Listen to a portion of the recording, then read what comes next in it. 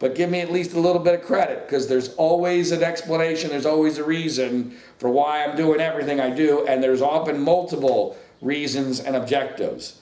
So hopefully the chess and checkers mix-up didn't confuse you too much, but I think you understand where I'm coming from that. Then there's the conspiracy people. And I get why people want to believe in conspiracies. I understand it. Conspiracies make people feel better. I think this is very similar to the situation with regard to the JFK assassination. It makes people feel better to believe that JFK was killed by a massive conspiracy, because if he was killed by Lee Harvey Oswald, this lone loser, it's just not very satisfying. There needs to be some equality from the crime to the person or the entity that committed the crime. And in JFK, there's no equality at all. And I think it's incredibly similar to what happened to Joe Paterno and Penn State. In Penn Staters' minds, this was obviously the greatest crime that's ever been committed. So there has to be some equality, right? It can't just be a bunch of stupid people and have a story spun out of control and the snowball down the mountain theory of incompetence and maybe a couple of unscrupulous people taking advantage of it. That's just not very satisfying. It can't just be Jerry Sandusky. So there's got to be more to it. Well, frankly, I don't think there's any evidence that there's more to it, nor does it make any sense that there's more to it. But I understand why people want there to believe in a conspiracy. And I certainly understand why Penn Staters want other entities to be held as responsible for what happened, or they think happened, as Penn State was. But I actually think Penn Staters have this all backwards. I get why people want accountability from the second mile. But to me, the best evidence that there was no cover-up at Penn State is that there was no cover-up the second mile. Because if there was no cover-up at the second mile, which had far more reason to know what the heck was going on with Jerry Sandusky after his retirement from Penn State, where he was working there with these kids who were the victims, if there was no cover-up at the second mile, then they're damn well sure wasn't a cover-up at Penn State. And so I've never understood why the obsession on the part of Penn Staters to believe that this was all a big conspiracy to protect the second mile. Now, I'm not naive. Did Governor Corbett have an incentive to make sure that the second mile didn't get all the blame, because obviously he had a lot of contributors from the second mile? Yes. Is it possible the timing of the indictments and the nature of the investigation were dictated from political aspects of this, and the fact that the Governor Corbett was the former AG running for governor? Is that possible? Did it possibly delay things? I guess, except for the fact that McQueary was the main witness and he testified after Corbett was elected. So, I mean, if you just do the basic timeline here, of course, I know the conspiracy people say, well, no, McQueary was in the tank the whole time. They just waited until after the election. Come on, people. I mean, there's just no sense to that. There's no evidence of that. It makes no sense in the larger narrative of things. But I get that things happen for political reasons. I get that politicians are going to nudge things in a direction they want to nudge them towards and nudge them away from a direction they don't want them towards. And so I'm sure Corbett was thrilled that Penn State was the focus here, especially since he hated Spanier. And I think it's quite possible that the indictments of Curley and Schultz and later Spanier were influenced by politics. But I think the primary reason was because they needed to protect Mike McQueary. And that any other benefits that came from that were ancillary. And so I'm not naive. I get that Corbett and Surma appear to have been in some sort of cahoots, and that Surma had his agenda with regard to Joe Paterno, and that Corbett wanted the story to go in a particular direction. There's no doubt about that. But that doesn't mean that someone got together in a room and decided this was all how it's going to turn out, because nobody's that smart. Nobody could have predicted how this whole thing would have gone down. This story nationally was almost a non-story the first 2.5 days, and it could have easily been a non-story if that week hadn't been so slow news-wise for ESPN. So the reality here is that there was no massive conspiracy. There's no evidence of it. It makes no sense. And frankly, I think it's detrimental to the cause of exonerating Joe Paterno, especially the second mile conspiracy theories. This I don't understand at all. So the conspiracy people will tell you that everybody at the second mile knew that Jerry Sandusky was a pedophile way back to 1998, according to people like Ray Blehar, which is just amazing. So they knew all along What they knew, Ray's not sure of, but they knew something. So there was some sort of a cover-up for all these years. Yet, none of these second mile people, all of whom were huge Penn State fans, huge Joe Paterno fans, not one of them gave any sort of a heads up to Joe Paterno. Not one thought, Joe better know about this. Not one. I mean, Joe's phone number is in the phone book. Everybody knows where he lives. This could have been done anonymously. This could have been done in any way, in any number of ways. Yet none of these big Penn State or Joe Paterno fans even thought to do that. Come on. Come on, people. Use your brains. In fact, I think the second mile cover-up theory is maybe the most convincing argument that Joe Paterno had to know. So I don't understand it from an evidentiary standpoint. I don't understand it from a political standpoint, because I think you go down that path. Well, then if the second mile knew, then Penn State had to know. Penn State knew. Joe Paterno had to know. And if 98 was really as big a deal as Ray Blehar now wants to believe it is for some reason, because he's friends with the mom from the 98 episode, which blows my mind, because she's, I think, one of the greatest villains in this whole story. She's the one that first fingered Joe Paterno in the Sarah Ganim article from November 8th of 2011, and the news media jumped all over that. So now Ray Blehar thinks that's the path to exonerating Joe Paterno. That's the path towards convicting Joe Paterno, not accurately, not based upon the facts. So I don't even understand it. It's not consistent with the evidence, and it makes no damn sense, except for the fact that seems to be the most recent path that Ray wants to go down, because he's caught in this maze that makes no sense, because Ray is blocked off in all of these other conspiracy theories by basic facts. You can't claim that Joe Paterno was the target of a conspiracy by the Office of the Attorney General, because on the very first day the story broke, Sarah Ganim got told almost certainly by Janelle Eschbach, the person who from the Attorney General's office who questioned most of the key witnesses in this case, that Paterno was praised for his handling of these sex abuse suspicions. If the Office of the Attorney General is telling Sarah Ganim on day one of the story that he's to be praised, guess what? That kills any possible theory that Joe Paterno was the target of this grand conspiracy. It's impossible. And I believe the second mile conspiracy is cut off by a number of things, including, by the way, that Bruce Heim, essentially the founder and funder of the second mile, played golf with Jerry Sandusky at Top Trees Resort 2 months before, or 3 months before, whatever it was in that range, before the arrest, but after the Sarah Ganim article, played golf with Jerry, Ryan McCumbee, and victim number 2. Bruce Heim, one of the richest people at State College, is not going to be that stupid if he knows that Jerry is a pedophile, that the crap is already hitting the fan. He's going to run for the hills at this point. Instead, he did everything he could up until the actual arrest to try to support Jerry and bring him into public settings where he's not radioactive, show people, hey, I believe in him. That's imbecilic. And Bruce Heim would have had to have known if there was any kind of a cover-up at that second mile. Bruce Heim would have been the first person to know. So there are roadblocks everywhere for these conspiracy theories. And yet, Ray, I guess, is now the leader of the conspiracy contingent, yet Ray has been wrong on almost every major thing he has said in this case. Now, he's done a lot of great work. He knows the facts better than anybody in this case. He's a document guy, so he knows the facts with regard to documents. He doesn't talk to people for some reason, but at least not the particulars in the case. But he's a good document guy. He knows the facts. His chart of the grand jury witnesses, I think, actually just proves every theory he has, and is maybe one of the best pieces of evidence in the case that I'm right, because it shows that nothing happened in this case until after Mike McQueary testified, because it was at that point that investigators had the 2 pillars, Aaron Fisher and Mike McQueary. Before that, they didn't believe in their first pillar, Aaron Fisher, because he was a lousy witness with huge credibility problems.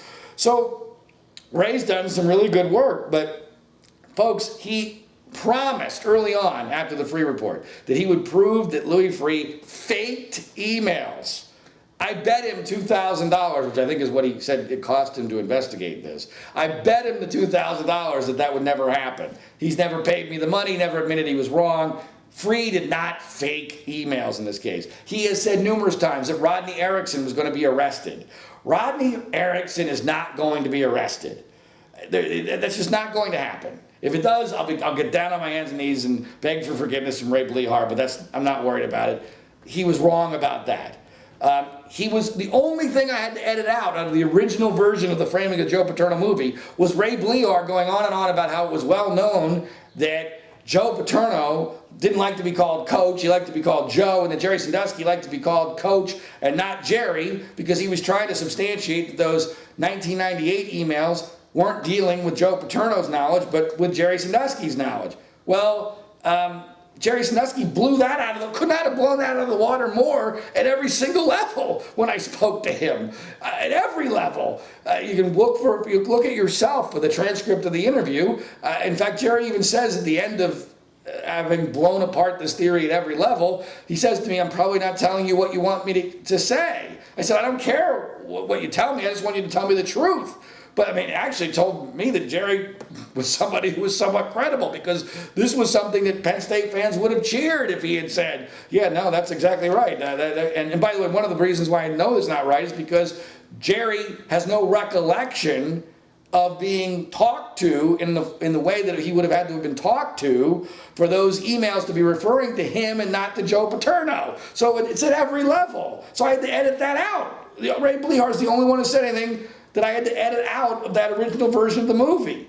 Then there's the issue of the 2001 episode being reported to CYS, which Gary Schultz had theorized he had done, or thought that he had done, and Ray Blehar has been insisting was actually done. Well, this also makes no damn sense, because first of all, if the attorneys for Curley and Schultz believed that, they would have proved that at some level, or at least claimed that at some level now. They have not done that, which would be, their attorneys are good. And there's no way they would not take advantage of that. Now, is it theoretically possible they're saving that for trial? I guess, but that would be stupid. That makes no sense. But more importantly than that, Jerry would have had to have known if that had happened. And Jerry did not know anything about that. He was not informed that the 2001 McQuarrie episode was reported to CYS. It would have been required for him to know that. And he didn't know that. And he's not lying to me because he never mentioned that episode in any of his conversations during the grand jury investigation with his advisor, Gary Gray, or his attorney, Joe Amendola, because he didn't know that there was such an episode. If it had been reported to CYS and he had been informed of that, he would have said, oh, by the way, there was another episode that happened with this particular kid, victim number 2. Don't worry about it, but they're going to bring this up. But he had no knowledge. And it's clear he had no knowledge from both his words and his actions. He had no knowledge that there was a McQuarrie episode until it became public on November 7th of 2011. So Ray's wrong about that too. And then there's the issue of the janitor not actually working at Penn State at the time of the alleged episode involving the unknown victim number 8. I unfortunately was able to prove that Ray was wrong about that. He was working there part-time at that juncture in November of 2010. And so this was the great revelation that Ray made, which I applauded at the time, thinking, okay, that's great. That shows that victim number 8 situation was as bad as it appears to be. Although I was always a little bit worried about it because I'm thinking, how could the Office of Attorney General be so stupid as to make up a date and not check whether or not the janitor was the alleged witness who couldn't testify because he has dementia? Why would they not check to make sure that he was working there? They're not that dumb. In fact, if you're going to make a story up, you'll go to further lengths to make sure that the date is at least plausible. That made no sense to me. Well, it didn't make any sense because it didn't happen, because the janitor was working there despite what Ray reported. So the most important things Ray has reported on this have all been wrong. Almost all of them have been wrong, at least the 5 most important things which I just outlined. And I guess what bothers me most about Ray is Ray has written to me that he is 95% sure that Jerry Sandusky never had sex with a boy. 95%. He has written to me and to others. that he believes that probably 25 of the 45 convictions are illegitimate. Now, if you really believe that, Ray, which I think he does, then what the heck do you think Jerry was guilty of? Essentially, it appears as if Ray thinks, when it's convenient, that Jerry was guilty of grooming and weird behavior. Okay, certainly plausible, but that's not what facilitates a cover-up. People don't put their freedom on the line to cover that up. They fire you over that or tell you to change your behavior. If you don't change your behavior, they get rid of you, especially when you're a former assistant football coach. So Ray won't pick a lane when it comes to what Jerry is actually guilty of. And now I hear he's claiming, well, he might not have been guilty of the crimes he was convicted of, but he would have been guilty of all of the victims who didn't testify. But that makes no damn sense, because all of them came forward after everyone knew there was going to be lots of money. And of the post-arrest batch of victims, the two that were deemed to be the most credible, the two that testified, number 9 and number 10, were an absolute joke. They were the cream of the crop. So think about how bad the rest were. So trust me, the prosecution did not go to war with the people that were not their best witnesses, their best accusers. That would have been insanely stupid. And 9 and 10 were a joke. So to me, the rest, especially since they came forward after the arrest, after the world changed, way after the Sarah Ganim article, they knew they were going to get paid. They have no credibility whatsoever, and that's why they didn't testify. So Ray really frustrates me. Dottie Sandusky actually asked me about Ray recently. He said, what's up with him? What's this conspiracy that he's talking about? I said, well, Dottie, he seems to think that there was some sort of massive conspiracy to cover up for Jerry here, even though he's not quite sure what Jerry is guilty of. And Dottie Sandusky literally laughed. It's laughable. But, people will believe what they want to believe. And, I think Ray has done some really good work on the facts here. I applaud his dedication to it. This is not a rivalry situation. If Ray was right, I would be the first person to say, thank goodness somebody finally proved this case, got to the truth. But I don't think Ray is that interested in the truth. I think that Ray is more interested in, having people shake his hands at Penn State tailgates for the next 10 to 20 years. His basement is frankly, if I was a member of the paternal family, I might put a restraining order on him for being a stalker. I mean, I've seen a lot of, there's perfectly fine to have Joe Paterno memorabilia. His basement looks like something out of the Beautiful Mind movie. It's pretty crazy and scary. So I don't know exactly what his motivation is, but I think he knows that Jerry Sandusky did not have sex with a boy. He's afraid to say that because it'll be perceived that he's defending Jerry Sandusky, so he does this whole business of he's about trying to protect the kids, even though he doesn't believe that Sandusky actually had sex with a boy. So I'm disappointed that Ray doesn't have the courage to actually stand up for what he really believes. I actually think that Ray has done more to show that Jerry Sandusky was not guilty than anybody. But he doesn't want to say that because it's too toxic, too dangerous, and frankly, that's pervaded this entire case. That's the bottom line of this whole case. If Penn Staters hadn't been so frightened, understandably so, by the media intimidation and the Board of Trustees wetting themselves and being taken over by John Surma, if that hadn't happened and the candlelight vigil doesn't occur, and on November 10, 2011, Penn State's so into the self-flagellation because of the so-called riot that every male on campus and anywhere near there immediately, gets castrated and curls up into the fetal position. If all that hadn't happened, if Penn State had simply just fought for Jerry Sandusky's right to a fair trial, I believe none of the damage occurs. And it's not all Penn Staters' fault. They were put in an impossible situation. But that's what happened. This is all about fear. This was all about fear of being perceived as a pedophile protector. You're not a pedophile protector when you're standing up for the truth and for due process, and the evidence is actually on your side. But that got lost in the first week of the story. The snowball went down the mountain. It turned into an avalanche. Nobody wanted to get in front of it. I'm the only one stupid enough to do so publicly. I'm not the only one privately. I can assure you lots of people very close to this case agree with me at least in some shape or form. You know, you can talk about a percentage basis. Not everybody's at 100%, but most people close to this case are way above 50% when it comes to belief that I'm on the right track and that my version of the story makes a hell of a lot more sense than anybody else's version of the story. So I wanted to address my many critics. Take it for what it's worth.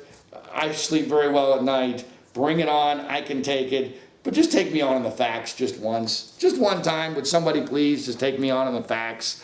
Because the fact that nobody will tells me that I must be right. Stay tuned to the story for more at framingpaterno.com, and thanks for watching.